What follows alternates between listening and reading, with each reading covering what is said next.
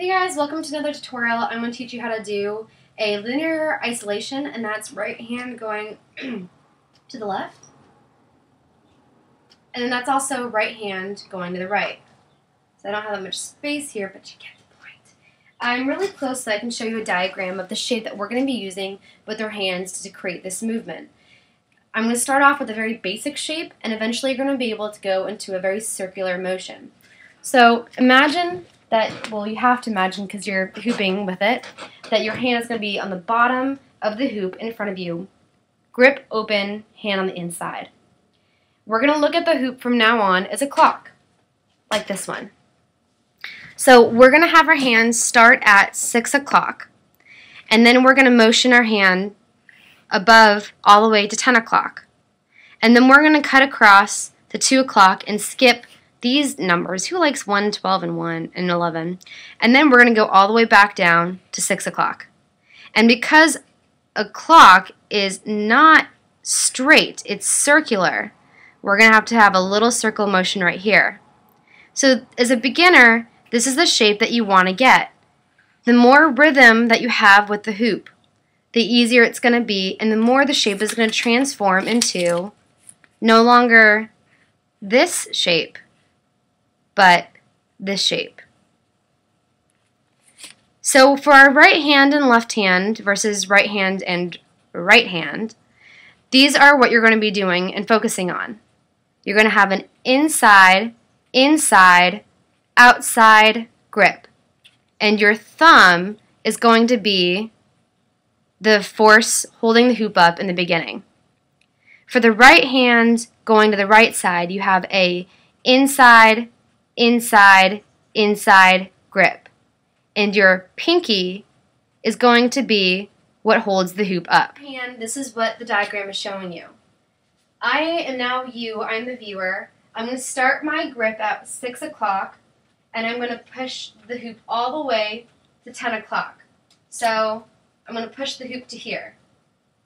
Push to here. Your grip is still on the inside. It's curving on the inside, and it's doing that little strain. It's not like it's outside, it's inside still. And you realize that your thumb is holding the hoop up. So if I wanted to, I could just basically do this with my hoop. And you can see that my thumb is holding the hoop up. Gravity is pushing the hoop down, and momentum and kinetic stored energy is pushing the hoop down as well, or it's pushing it. This is when you decide to let go of the hoop, and as you let go, you're going to make sure you grab it from the outside at 2 o'clock. And then you're going to trace or mimic the hoop as if you have a hoop already, but you don't obviously. You're going to trace the hoop and bring it back down to 6 o'clock. So 6, 10, 2. 6, 10, 2. So this is the shape you're doing without the hoop. 6, 10, 2. 6, 10, 2.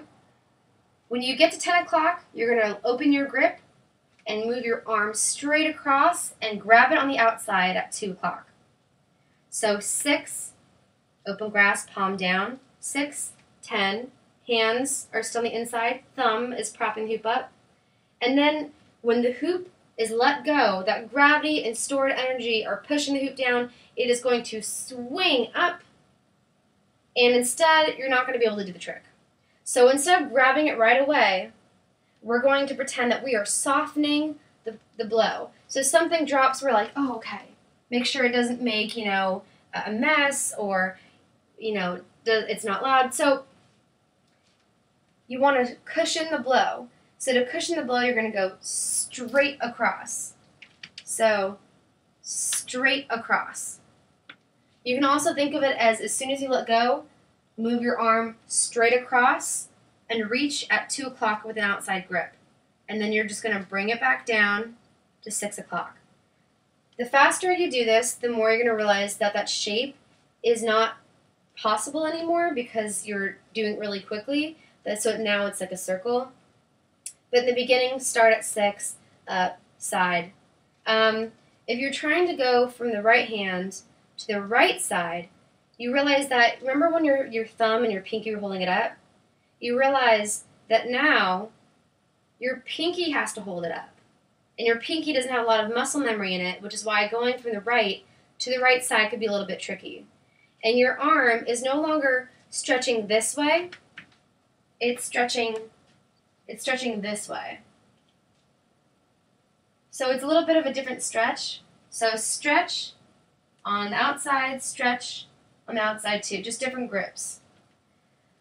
And then you're going to do the same exact thing. You're going to go 6, 2, and then as you let go, you're going to grab it on the inside. So before you could grab it on the outside, but this time you have to grab it on the inside. Because there's no reason if you're going to grab it on the outside if you're just going to have an inside grip again. So inside grip and then bring it back down. Push out. The pinky is the power right now. Let it roll across your hand or let it cushion the blow and then bring it back down to 6. 6, 2, 10. 6, 2, 10. 6, 2, 10. And then also practice it with both hands.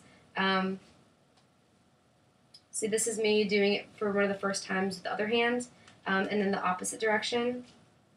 So you want to make sure you also have loose grip when you do these sometimes. And that is it as far as the linear isolations. If you're looking to do something more with linear isolations, you can do how I move around the hoop, which is side, side, side. Till then, I will see you guys for another tutorial.